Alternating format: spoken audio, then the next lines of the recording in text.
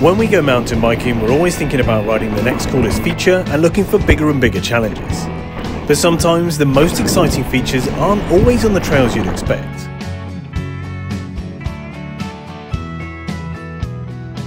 For today's ride, I'm back at the popular Midlands Trail Centre Cannock Chase, and I'm here looking for challenging features on their Blue Trail. Now, I actually rode this trail 3 years ago when it first opened, back before it even had a name. And it's fair to say it looks a little different today than it did back then. But as well as a bit of wear and tear, there have been a couple of additions to the trail since it was first opened that I can't wait to show you. Certainly a few chainring marks on the top of this. Let's not make that mistake. So today I want to take you on an updated ride of the Perry's Trail and introduce you to some of the alternative red variations that you can try, if you've got what it takes. So to find the trail from the car park, you follow the signs into the trees and underneath the Go Ape, until you come to the start of the Blue Trail. Let's hit it. So the Perry's Trail is a 4.3km blue graded trail. Designed as a way to introduce more people into mountain biking, the trail is a great example of a blue. Everything is rollable, but it has plenty of real mountain bike features to keep you interested. And it has some harder options for more experienced riders that you can add on to make things a bit more interesting. The first of which is coming up on the left now. This is the first of a few red sections that we'll look at today. This one starts with a chunky rock looking feature and follows the line of the old red trail, meeting back up with the blue at the bottom of the hill. After this initial rock entrance, the rest of the trail is pretty overgrown and uneventful, so I just carried on past it down the blue.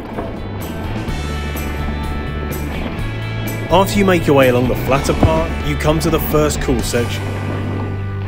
This hillside filled with snaking berms.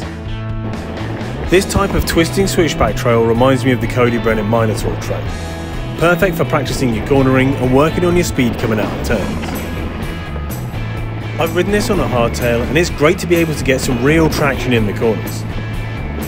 Because it's not the most aggressive section of trail, I did feel a bit overbiked on my full suspension today. Once you're down the berms, all the trails merge here and you head further into the woods.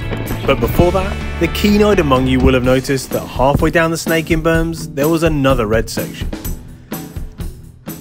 This connects up with the one that started at the top of the hill with the rocks, but it misses out all the boring bits above.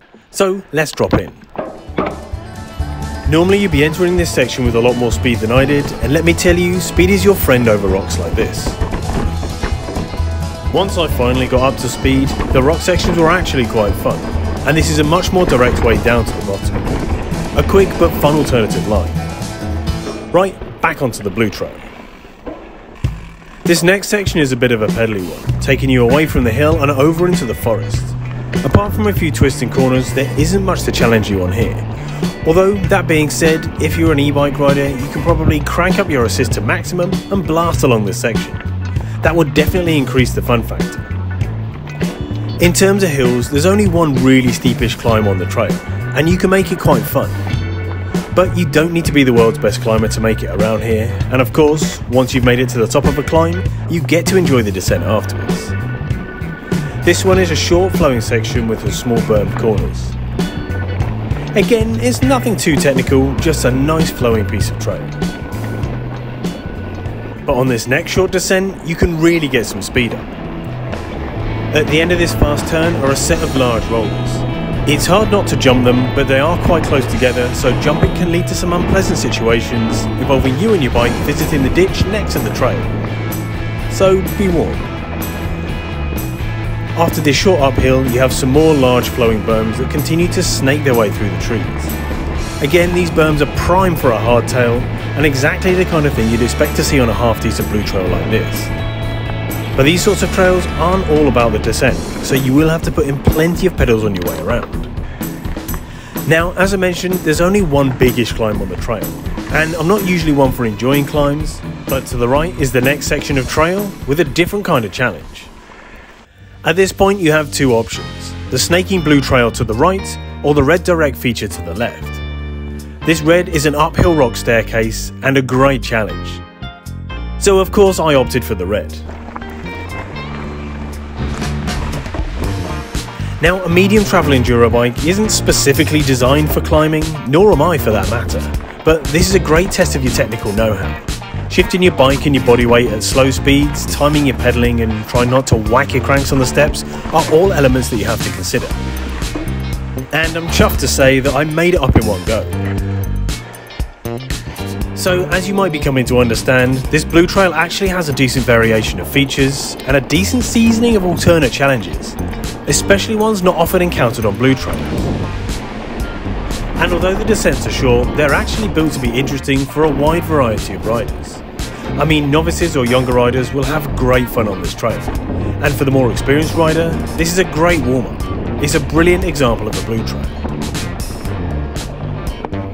But there's one feature in particular that I'm looking forward to ride today, and it's down this next section of red. The rock garden at the start of this section acts as a deterrent for less experienced riders, because this feature coming up is definitely not a blue feature. I've heard this called by a lot of names online, like the Deer Drop or the Bambi Drop, but the one I like best is the Deer's Leap. From here, I know it looks like an easy rock roll, and honestly, that's what I thought when I first saw it on screen. But in reality, it looks bigger than you think.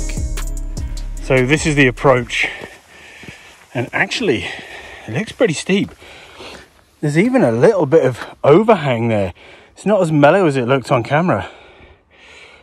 It should be fun. Certainly a few chainring marks on the top of this. Let's not make that mistake. Now, I've never ridden this drop before, so let's see how it goes.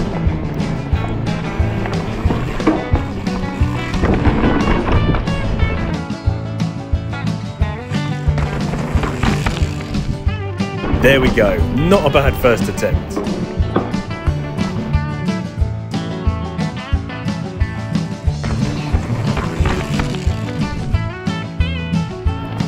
If you're looking to ride this, I recommend checking out the feature beforehand because it can be a little awkward. After the Deer's Leap, you're on the home stretch, with only a couple of short sections left to go. So as I pedalled my way around towards the end of the trail, how does it compare to last time I rode it 3 years ago? Well, the Perry's Trail maintains the fun-flowing vibes that came with the original design of the trail. It's a fun and interesting route and a great example of a Blue Trail.